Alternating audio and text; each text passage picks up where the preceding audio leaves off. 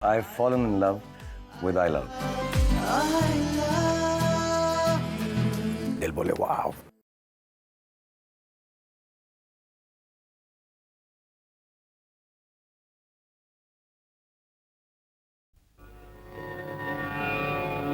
कर्मण्येवाधिकारस्ते मा फलेषु कदाचन मा कर्मफलहेतुर्भो मा ते सङ्गोऽस्त्वविकर्मणि।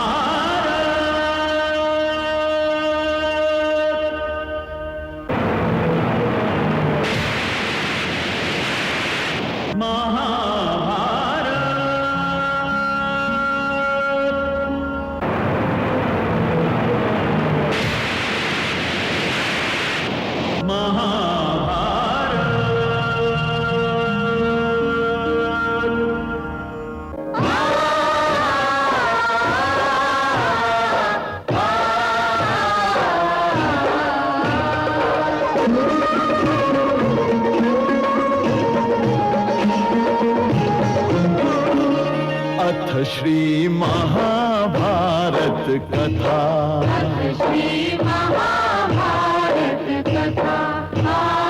महाभारत कथा।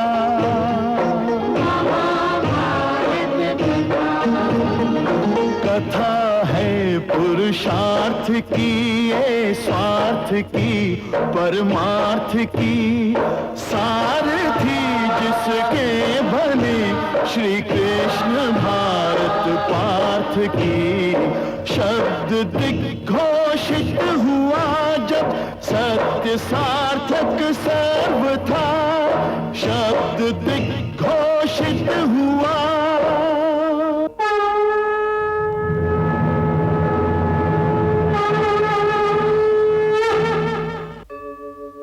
यदा यदा हि धर्मस्य ग्लानिर्भवति भारत, अभ्युत्थानम् अधर्मस्य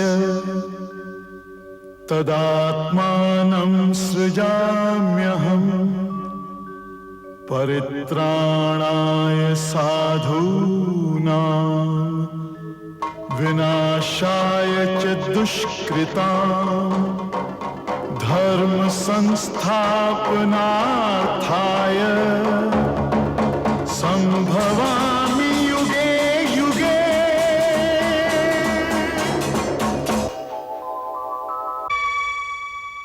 इस संसार में बहुत से लोग ऐसे भी हैं जो वर्तमान से अतीत की व्याख्या का अधिकार छीन लेना चाहते हैं।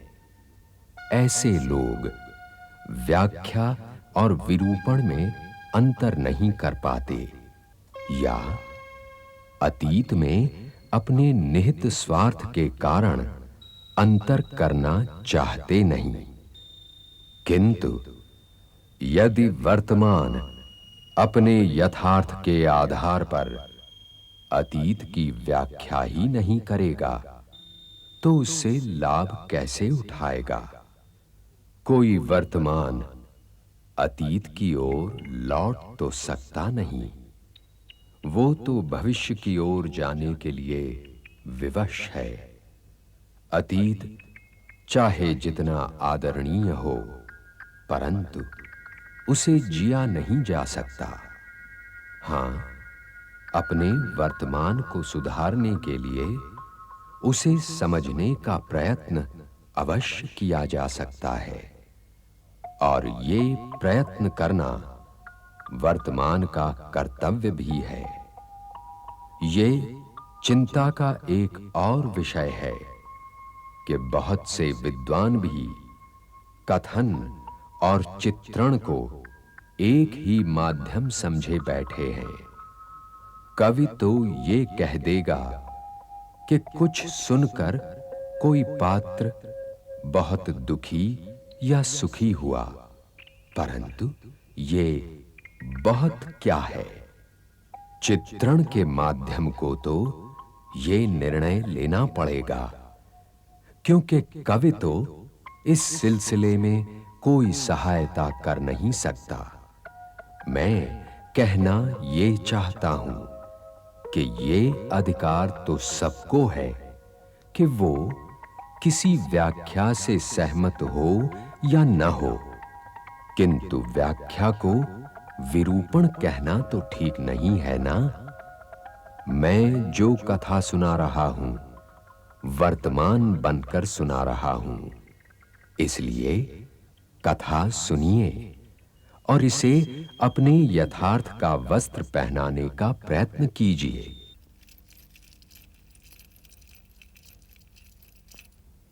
गंगा पुत्र की जय हो। महाराज पधार रहे हैं। महाराज पधार रहे हैं?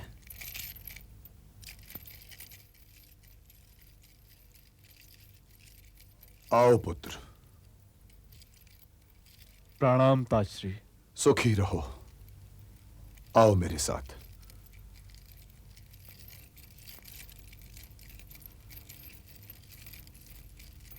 आओ।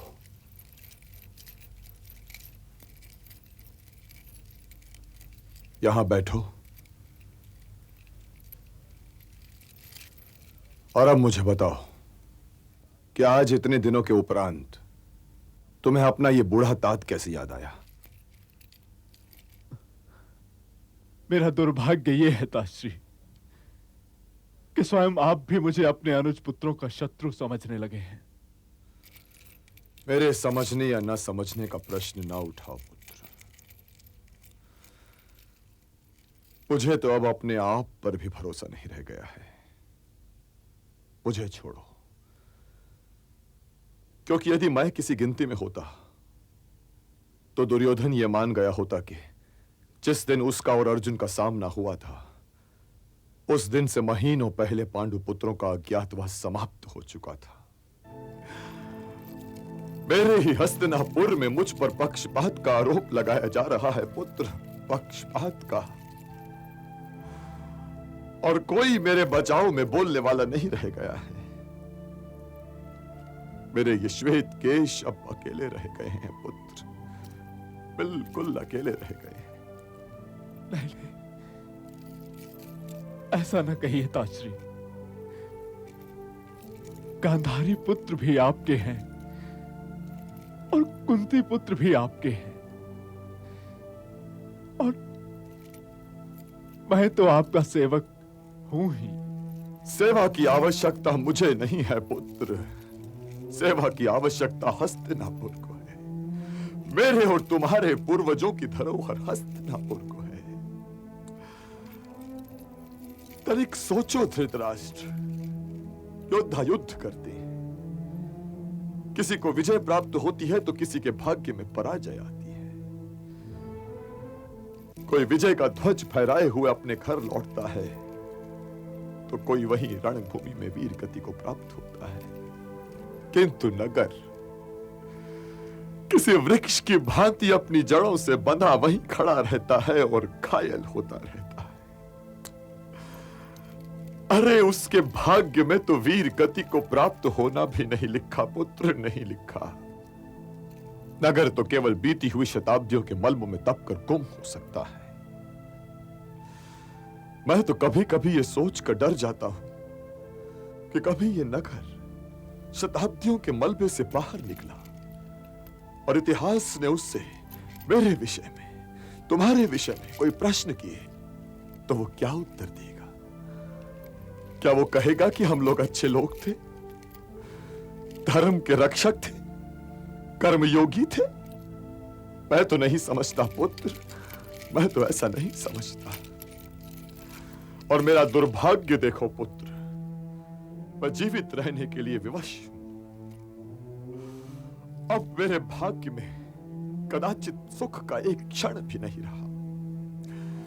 अरे पुत्र, अब तो पांडवों का अज्ञातवास भी समाप्त हो चुका है।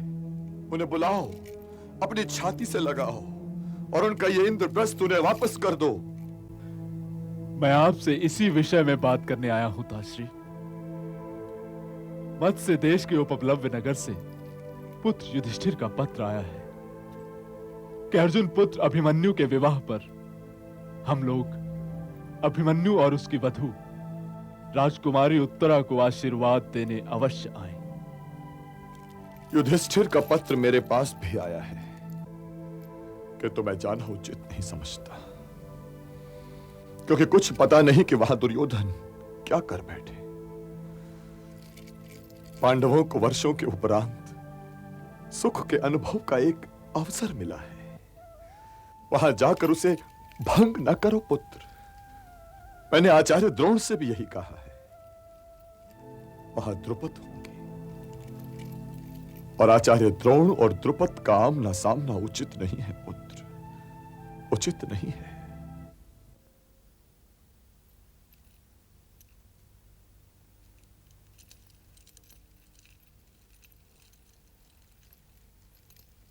महाराज की जय हो। राजकुमार शिखंडी महाराज के दर्शन की आज्ञा चाहते हैं। बुलाओ।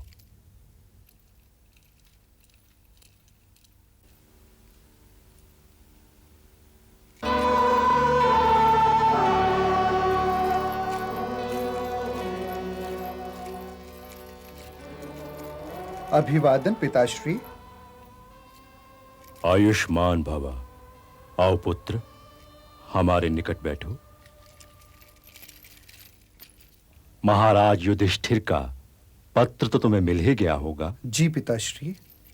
परंतु अर्जुन ने मुझे जो पत्र लिखा है उसमें भी यही लिखा है कि यदि हम सब लोग विवाह के लिए उपप्लव्य नहीं गए तो वे लोग ये समझेंगे कि हम उनके पुत्र अभिमन्यु को अपना नहीं मानते। इसलिए हम सबका वहां चलना आवश्यक है। मैं तो ये चाहता हूं कि हम अपनी पूरी सैनिक शक्ति के साथ वहां चलें। हो सकता है कि वहां ये निर्णय ले लिया जाए कि विवाह के उपरांत हम तुरंत हस्तिनापुर पर आक्रमण कर दें। मैं द्रोण की मृत्यु की प्रतीक्षा में बूढ़ा हो गया पुत्र, बूढ़ा हो गया। जो आज्ञा। मैं भी तो एक युद्ध की प्रतीक्षा कर रहा हूं पिताश्री। पुत्र,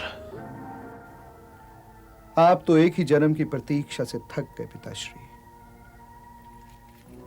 कभी कभी ऐसी प्रतीक्षाओं के लिए तो एक जन्म भी छोटा पड़ जाता है। जीवन स्वयं एक प्रतीक्षा है।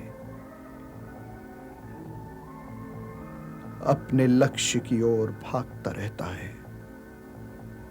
यदि वो लक्ष्य सामने से हट जाए फिर जीवन दिशाहीन, अर्थहीन हो जाता है। इसलिए आप प्रतीक्षा से ना घबराइए पिताश्री। कभी कभी तुम्हारी बातें मेरी समझ में नहीं आती पुत्र, और फिर तुम हमसे कितना अलग थलग रहते हो। जब मैं राजसूय यज्ञ के लिए इंद्रप्रस्थ गया था तो वहां पांडवों की बात छोड़ो, वे तो अपने हैं। गंगा पुत्र भीष्म भी तुम्हें पूछ रहे थे। उनसे मिलने के लिए तो मैं स्वयं व्याकुल हूं। परंतु आप चिंता न कीजिए पिताश्री।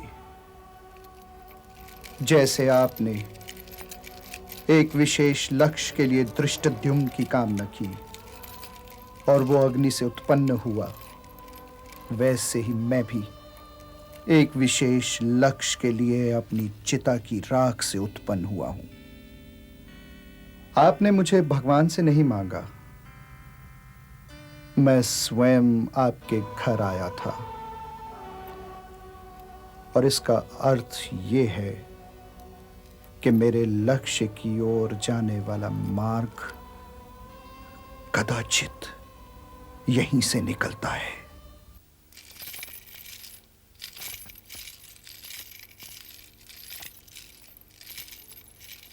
भ्राताश्री, क्या अनुज? समस्या ये है कि हम लोग इतने वर्षों के उपरांत माता श्री की सेवा में जा रहे हैं। तो इसमें इतना घबराने की क्या आवश्यकता है शतानिक? क्या माता श्री बताए बिना हमें पहचान लेंगी? पहचान क्यों नहीं लेंगी? माताओं के पास अपने पुत्रों को देखने और पहचानने के लिए एक तीसरी आंख जो होती है, और ये तीसरी आंख तो अपने पुत्रों को पहचानने में भूल कर ही नहीं सकती। फिर भी यदि उनसे हमारा परिचय करवाने के लिए श्री कृष्ण मामा भी साथ होते तो असमंजस की ये समस्या ही न खड़ी होती। अब इसमें तो बड़ा परायापन लग रहा है कि मैं चरण स्पर्श के उपरांत कहूं कि हे माता श्री, मैं अर्जुन पुत्र श्रुतकर्मा हूं। वे तुम्हें ये कहने का अवसर ही नहीं देंगी। फिर भी यदि श्री कृष्ण मामा साथ होते तो अच्छा ही होता। आप तो चिंता ही न करें सुतसोम भैया, यदि आप परिचय न भी दें तब भी आप पहचान लिए जाएंगे कि आप मंजले ताऊ भीम के सुपुत्र हैं। देखो शैतानिक, यदि मैंने नकुल काकाशी से कह दिया कि तुम मुझे सताते रहते हो तो क्षमा करना भैया। फिर भी समस्या तो वहीं की वहीं है कि अपनी माता से अपना परिचय करवाने में असमंजस की स्थिति तो है। मुझे तो वो ठीक से याद भी नहीं भ्राताश्री। चिंता ना करो श्रुतसेन, हम उन्हें भली भांति याद होंगे। चलो।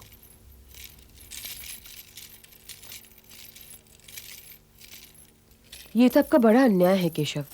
मेरे पुत्रों को भी अपने साथ क्यों नहीं लाए? मैंने तो इनसे बहुत कहा दी थी, परंतु ये भला किसी की सुनते हैं? अच्छा, तो अब द्रौपदी से मिल गईं। इसमें मिलने न मिलने का क्या प्रश्न है? ये तो स्वयं माँ है। माँ की पीड़ा को माँ ही समझ सकती है ना। 13 वर्षों के वियोग का अर्थ तो आप समझते होंगे देवकी नंदन। तो इसे मेरा निहित स्वार्थ मान लो। भाई से मिलने का स्वाद पुत्रों को मिलने के स्वाद से बिल्कुल भिन्न होता है द्रौपदी, और मैं ये दोनों स्वाद लेना चाहता था। फिर ये कि इस दृश्य से अच्छा तो कोई और दृश्य हो ही नहीं सकता कि स्वयं माता अपने पुत्रों का चुंबन ले रही है, और मैं ये दृश्य चैन से बैठकर देखना चाहता था। इसलिए सुभद्रा को लेकर पहले ही तुम्हारे पास चला आया। और सबसे तो मिला चुके होंगे? नहीं, पुत्रों पर पहला अधिकार केवल माता का होता है।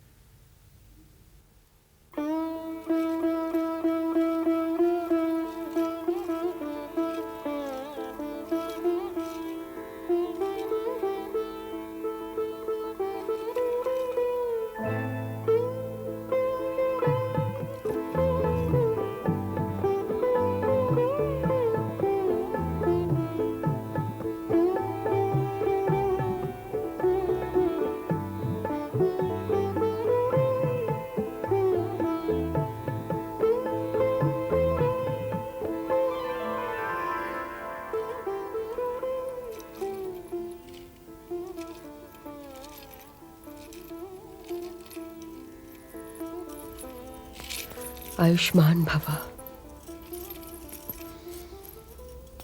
तुम्हारे केशों से तो मेरी सुभद्रा की सुगंध आ रही है, तो फिर तुम अभिमन्यु हो। ये क्या घिसा हुआ आशीर्वाद दे दिया द्रौपदी कि आयुष्मान भव। जो भी चरण स्पर्श कर लेता है वो ये आशीर्वाद तो पा ही जाता है। मुझे अपने भांजे के लिए तुम्हारा ये आशीर्वाद स्वीकार नहीं है, ये यथेष्ट नहीं है। ये एक विशेष व्यक्ति है, इसे कोई विशेष आशीर्वाद दो। तो फिर आप ही बताइए, मैं इसे क्या आशीर्वाद दूं? तुम माता हो, त्रिलोक तुम्हारी मुट्ठी में है, जो चाहे दे दो, किंतु कोई ऐसा आशीर्वाद दो कि लोग पहचान लें कि ये तो द्रौपदी ने दिया हुआ और अभिमन्यु को मिला हुआ आशीर्वाद है। जो आशीर्वाद तुमने इसे दिया वो तो ब्राह्मणों का आशीर्वाद है। तुम तो कोई ऐसा आशीर्वाद दो जिससे क्षत्रियता की सुगंध आती हो। भगवान तुम्हारे आत्मसम्मान और आत्मबल की रक्षा करें। इतिहास सदैव तुम्हारा नाम उसी आदर के साथ ले जिसके साथ वो तुम्हारे पिताश्री का नाम लेने वाला है। हे सुभद्रा पुत्र अभिमन्यु, मैं आशीर्वाद देती हूँ कि तुम स्वयं ही अपना परिचय बनो और तुम्हारा नाम वीरता का प्रतीक बन जाए। भगवान तुम्हें अपने शेष पुत्रों के लिए कोई आशीर्वाद नहीं बचाओगी कृष्णे?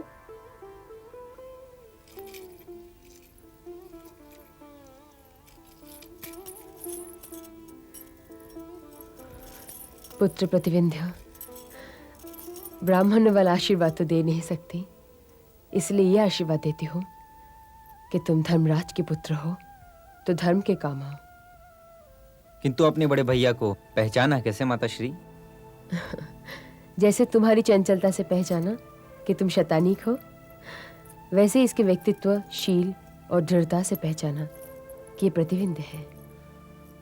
बड़े भैया ठीक ही कहा करते थे कि माता श्री के पास तीसरी आंख भी होती है।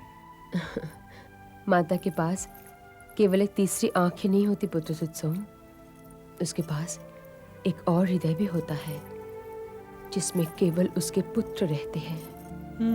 देख रही हो ना सुभद्रे, ऐसा लग रहा है कि जैसे इस कक्ष में तुम और हम हैं ही नहीं। मैं तो चला। नहीं नहीं, ऐसा ना कहो माधव, तुम भला किसी कक्ष में समा सकते हो? तुम्हारे लिए तो बड़े से बड़ा हृदय भी छोटा पड़ जाए, परंतु ममता से ईर्ष्या तो न करो। मैंने इन छाओं को 13 वर्षों के पश्चात देखा है। जाओ तुम लोग, मैं तुम लोगों की ओर नहीं देखूंगी। कृष्णे, मैं तो केवल ठठोल कर रहा था। माता और पुत्र का संबंध भक्त और भगवान के संबंध से भी कहीं अधिक भरपूर होता है। और यदि ऐसा न होता तो तुम जिसे नारायण कहती हो वो प्रकट होता, जन्म नहीं लेता। इसलिए जी भर के इन पुत्रों का लाड़ करो। मुझे तो इस शुभ विवाह के लिए आए हुए आदरणीय अतिथियों की देखभाल करनी है। ये विवाह भरतवंशियों के लिए बहुत महत्वपूर्ण है।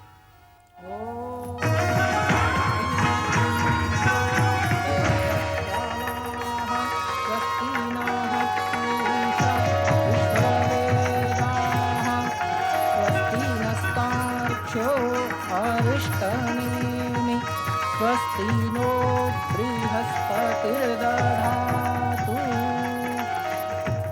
ॐ भद्रं कर्णेभिः शृणुयाम देवाः, भद्रं पश्येमाक्षभिर्यजत्राः, स्थिरैरङ्गैस्तुष्टुवाग्वं शस्तनूभिर्व्यशेमहि देवहितं यदायुः। ॐ अर्यमणं देवं कन्ययाज्ञम् अयक्षतः, स नो अर्यमा देवः प्रेतो मुञ्चतु मापते। ॐ इमं नार्यमुपब्रुवते लाजानामवन्तिकः, आयुष्मान् अस्तु मे पतिरेदन्तां ज्ञातयो मम।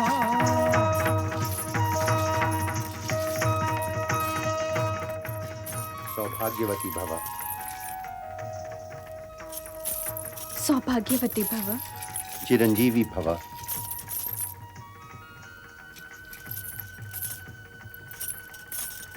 सौभाग्यवती भव। आयुष्मान भव। सौभाग्यवती भव। आयुष्मान भव। सौभाग्यवती भव। सौभाग्यवती भव पुत्री। कीर्तिमान भव। सौभाग्यवती भव। कीर्तिवान भव पुत्र। सौभाग्यवती भव।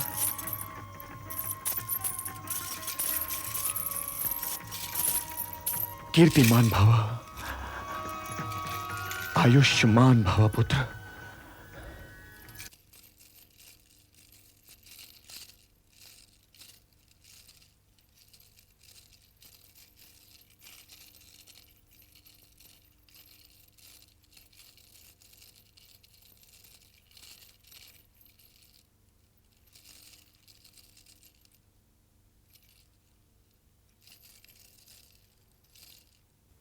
अब तो वासुदेव कृष्ण भी पधार चुके हैं, इसलिए यदि मत्स्य नरेश आज्ञा दें तो हम लोग कौरवों के विरुद्ध होने वाले युद्ध की योजना पर परामर्श आरंभ करें।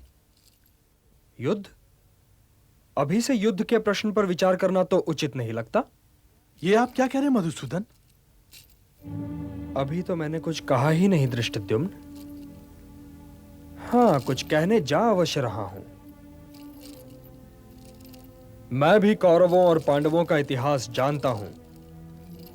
जानता हूं कि गंधार नरेश शकुनी ने द्यूत में कैसा और कितना कपट किया, और यह भी जानता हूं कि उस कपट के कारण धर्मराज युधिष्ठिर क्या क्या हारे। वनवास की कथा भी जानता हूं और अज्ञातवास का इतिहास भी। वे पांडव जो यदि चाहें तो पृथ्वी और स्वर्ग दोनों ही को जीत लें, केवल अपने पण की मर्यादा को संभाले चुपचाप वन वन भटकते रहे। और 13वां वर्ष तो उन्होंने स्वयं मत्स्य नरेश के राजभवन में दासों जैसा व्यतीत किया। मैं ये सब कुछ जानता हूं धृष्टद्युम्न। और आप फिर भी युद्ध को उचित नहीं समझते वासुदेव? युद्ध तो अंतिम चयन होता है राजकुमार, अंतिम विकल्प होता है। और अभी महाराज युधिष्ठिर ने हस्तिनापुर नरेश से यह भी नहीं कहा कि उन्होंने पण पूरा कर दिया है और इसलिए उन्हें इंद्रप्रस्थ मिल जाना चाहिए। क्या आप ये समझते हैं कि धृतराष्ट्र इनके स्वर्गीय पिता के सिंहासन पर बैठे इनकी प्रतीक्षा कर रहे हैं कि कब धर्मराज युधिष्ठिर अपना राज्य मांगे और वे इन्हें लौटा दें? मैं महाराज धृतराष्ट्र का अभिभाषक नहीं हूं नरेश। मैं तो केवल यह प्रस्ताव कर रहा हूं कि पहले महाराज युधिष्ठिर का कोई दूत वहां जाए। मैं अनुज कृष्ण से सहमत हूं। युद्ध का क्या प्रश्न है? जो कुछ भी हुआ है महाराज युधिष्ठिर के द्यूत व्यसन के कारण हुआ है। तो हम गंधार नरेश शकुनी, अंगराज कर्ण और दुर्योधन को कैसे उत्तरदायी ठहरा सकते हैं? इसलिए यही उचित है कि कोई ऐसा व्यक्ति दूत बनकर हस्तिनापुर जाए जो महाराज को युधिष्ठिर का दृष्टिकोण समझा सके, वो भी आक्रामक स्वरों में नहीं वरन नम्रता के साथ। ये रक्त संबंधियों की बात है। व्यर्थ जल बहाना भी जल का अपमान है और आप लोग तो रक्त बहाने की बात कर रहे हैं। इसलिए जो जाए वो शांति दूत बनकर जाए, क्योंकि शांति द्वारा पाई हुई विजय ही शुभ विजय होती है और शुद्ध भी। मैं तो आपको कायर भी नहीं कह सकता हलधर बलराम, किंतु आप बातें उन्हीं जैसी कर रहे हैं। ये आलोचना नहीं है। मुझे तो इस पर आश्चर्य है कि यहाँ एकत्र वीर महावीर आपकी ये बातें चुपचाप सुन कैसे रहे हैं, सहन कैसे कर रहे हैं। मुझे कृपया ये भी बताइए कि महाराज युधिष्ठिर अपना हाथ पसारे वहां क्यों जाएं? वो भिक्षा नहीं मांग रहे, अपना अधिकार मांग रहे हैं। कृपया अधिकार को भिक्षा मत बनाइए। मैं शब्दों का दुरुपयोग करना नहीं चाहता। मैं दुर्योधन के साथ नम्र बनकर नम्रता का अपमान नहीं कर सकता। मैं उसे शब्दों द्वारा नहीं, अपने बाणों द्वारा टोकूंगा। यदि उन्होंने धर्मात्मा युधिष्ठिर के चरण स्पर्श करके क्षमा नहीं मांगी तो मैं दुर्योधन को उसके मित्रों और शुभचिंतकों समेत यमलोक भेज दूंगा। हे बलराम, ये मेरा अभिमान नहीं बोल रहा है, परंतु आप ही बताइए कि गांडीवधारी अर्जुन का सामना उधर से कौन कर सकता है? चक्रधारी कृष्ण के चक्र का उत्तर किसके पास है? सर्वश्रेष्ठ गदाधर भीम को रणभूमि में देखकर किसका पित्ता पानी नहीं हो जाएगा? धृष्टद्युम्न और महारानी द्रौपदी के 5 महारथी पुत्रों के सामने कौन टिक सकता है? अभिमन्यु के प्रताप से कौन बच सकता है? उससे कौन आंखें मिला सकता है? और आप ये चाहते हैं कि ऐसे महारथियों का दूत भिखारी बनकर हस्तिनापुर जाए? मैं तो कभी ये सोच भी नहीं सकता था कि महारथियों की किसी भी सभा में इस प्रकार की बातें भी हो सकती हैं।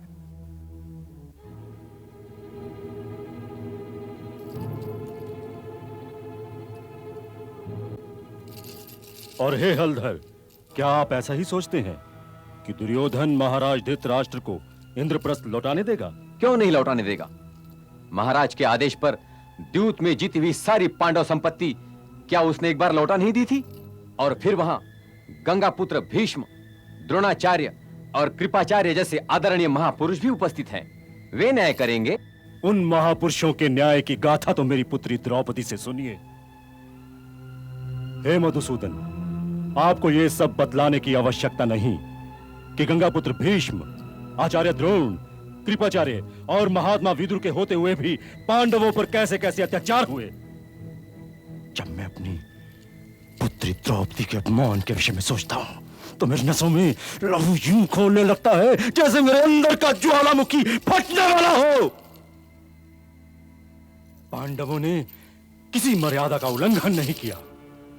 उन्होंने धन के मार्ग का आदर किया और दुख भोगा।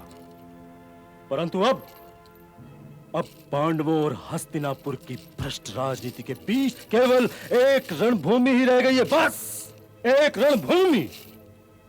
ना कोई मर्यादा है, ना कोई पण। तो हे चक्रधारी, बतलाइए कि आक्रमण में विलंब का कारण क्या है? विलंब का कारण केवल एक है महाराज द्रुपद। अपने निहित स्वार्थ के लिए आक्रमण करना मानवता के मूल्यों के विपरीत है। क्या अपनी बहन के अपमान का प्रतिशोध मानव मूल्यों के विरुद्ध है देवकीनंदन? क्या कपटी ज्वालियों के कपट को दंड देना निहित स्वार्थ है? क्या एक सती को वेश्या कहने वाले को इस असभ्यता का दंड देना हर कुलीन व्यक्ति का कर्तव्य नहीं है? अवश्य है, किंतु वो सैनिक जो उधर से युद्ध करेंगे, उन्होंने तो द्रौपदी का अपमान नहीं ना किया राजकुमार धृष्टद्युम्न। यहां किसी साधारण युद्ध की चर्चा नहीं हो रही है। इस युद्ध में तो इतने शव गिरेंगे कि उन्हें गिनना असंभव हो जाएगा। गिद्धों को महाभोज के लिए आमंत्रित करने से पहले हमें यह भी सोचना आवश्यक है। ये अनगिनत शव अपने कंधों पर उठाने के लिए आप तैयार हैं महाराज द्रुपद? मैं तो तैयार नहीं हूं। इसलिए पहले संधि की भाषा बोलनी चाहिए। पांडवों को पहले उनसे अपने अधिकारों की मांग करनी चाहिए। युद्ध की भाषा तो उन्हें बोलने दीजिए। क्या संधि प्रस्ताव को वो हमारी दुर्बलता नहीं समझेंगे मधुसूदन? वहां सभी लोग दुर्योधन की भांति नासमझ नहीं है विराट नरेश। क्षत्रिय समाज भी दुर्योधन पर अपने वचन का पालन करने के लिए दबाव डाल सकता है, और ऐसे लोगों को एक अवसर तो देना ही चाहिए। एक अवसर। हे महाराज द्रुपद, आप यहां आयु में सबसे बड़े हैं, इसलिए आप ही बताइए कि हमें वहां क्या संदेश भेजना चाहिए। शांति सदैव युद्ध से अच्छी होती है। फिर मेरी प्रतिज्ञा क्या होगा मधुसूदन?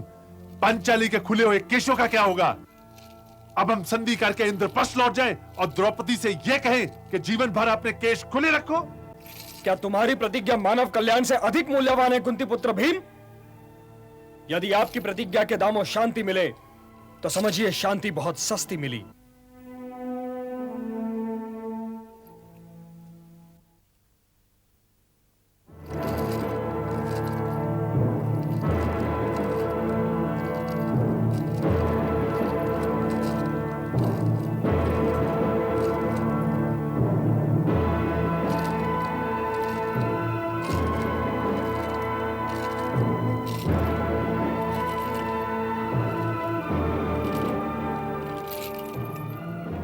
तो फिर सर्वसम्मति से हम ये निर्णय ले रहे हैं कि पहले हमें महाराज धृतराष्ट्र के पास अपना एक दूत भेजना चाहिए।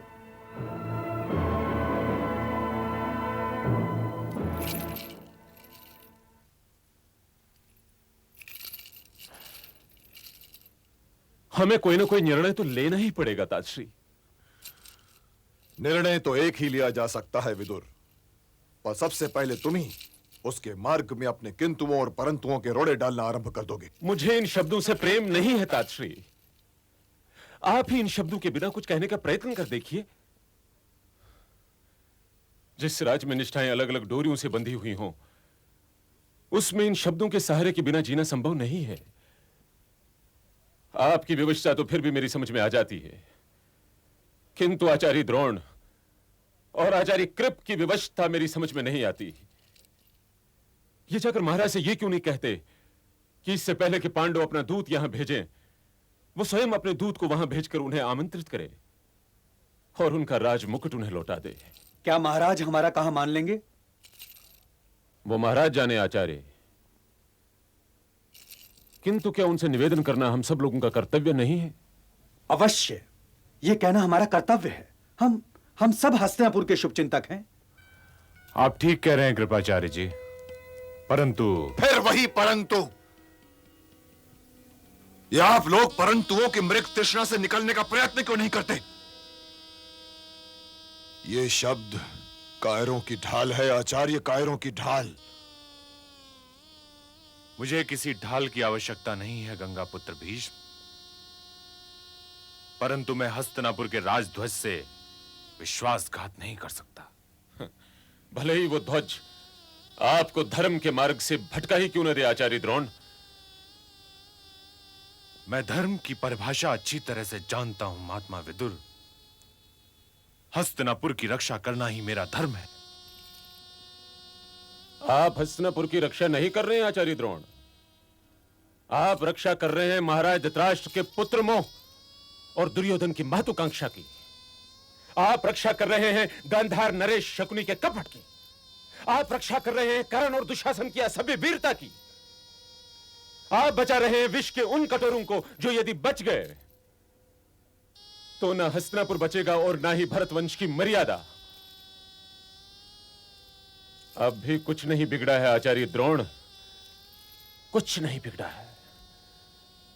हस्तिनापुर की रक्षा अब हस्तिनापुर के ध्वज की छाया में नहीं है। तातश्री, आप महाराज के पास चले जाइए, जाइए आप महाराज के पास और उन्हें आदेश दीजिए कि यदि वे हस्तिनापुर को बचाना चाहते हैं तो पांडवों को इंद्रप्रस्थ लौटा दे, क्योंकि अर्जुन के वाणों की बौछार ना आपके रोके रुकेगी और ना ही आचार्यों के रोके। हां तातश्री।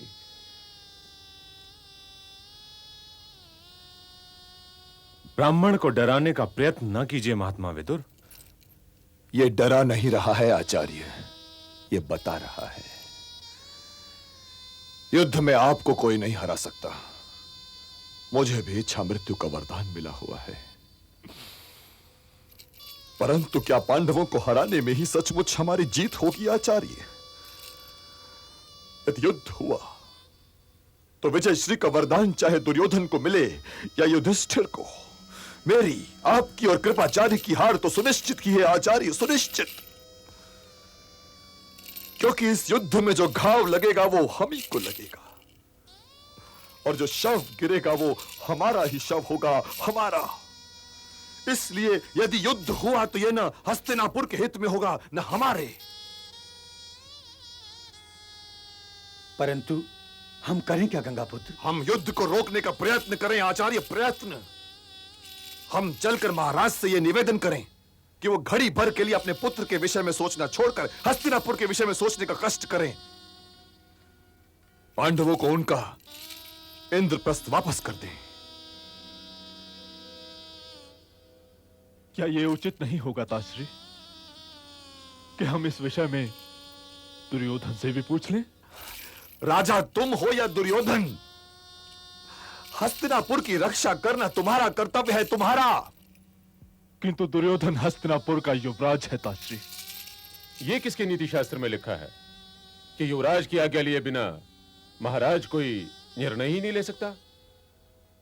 कभी कभार मीठा बोलने का प्रयत्न करके देखो विदुर। मुझे कड़वे बोल बोलने का व्यसन नहीं है भ्राताश्री, किंतु कड़वे सत्य के लिए कड़वा स्वर ही उचित होता है।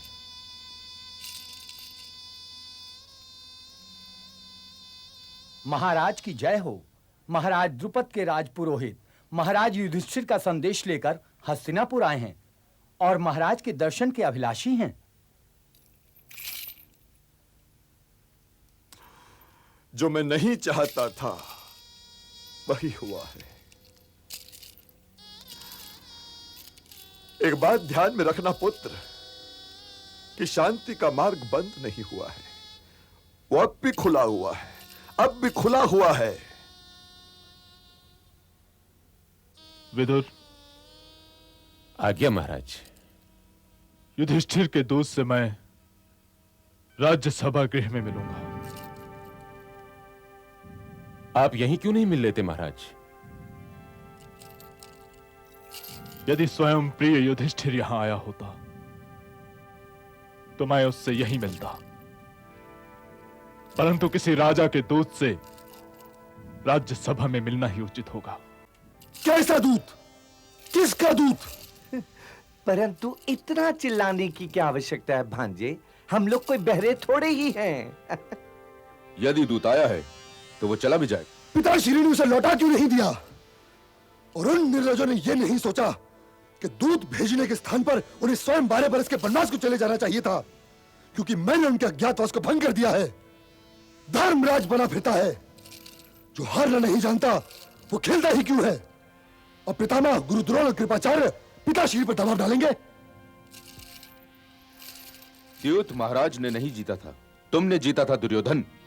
उन्हें महाराज पर दबाव डालने दो, क्योंकि महाराज तुम पर दबाव डालने से तो रहे। अंगराज कर्ण ठीक कह रहे हैं भांजे। कौंपिल्य के राजपुरोहित तुम्हारे भ्राता श्री युधिष्ठिर के दूत बनकर आए हैं। अरे पता तो चले कि उनका आदिदेश क्या है, फिर देख लेंगे। अरे मामा श्री, वो बहुत सिखाया पढ़ाया हुआ आया होगा। तो यहाँ बैठे लोग कौन से अशिक्षित हैं पुत्र? हम भी उसे सिखा पढ़ा कर लौटा देंगे। किंतु पहले जो वो कहने आया है उसे ध्यान से सुन तो लो। युधिष्ठिर के चारों ओर तो एक से एक मूर्ख पड़ा है। हाँ, खटका तो केवल वासुदेव कृष्ण से है। वो बड़ा चतुर है, वो सीधे सीधे कभी युद्ध का प्रस्ताव नहीं रखेगा। और पहले तो वो शब्द जाल फेंकेगा।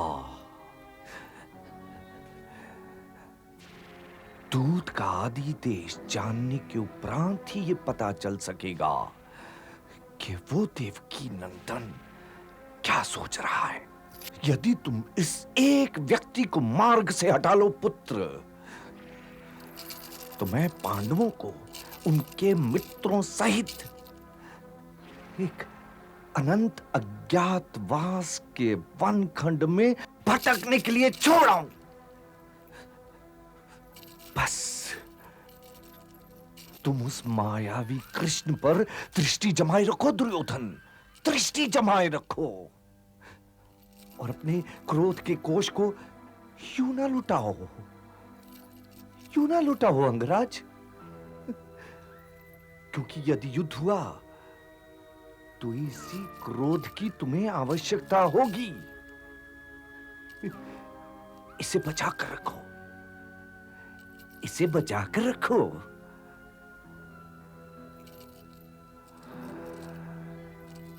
मैं उस वसुदेव के पुत्र कृष्ण को भली भांति जानता हूं। वो पहले अवश्य शांति का पांसा फेंकेगा, शांति का पांसा। जब जब होती धर्म को सत्य शांति की चाह, तब तब शीश अधर्म का उठे रोकने रा।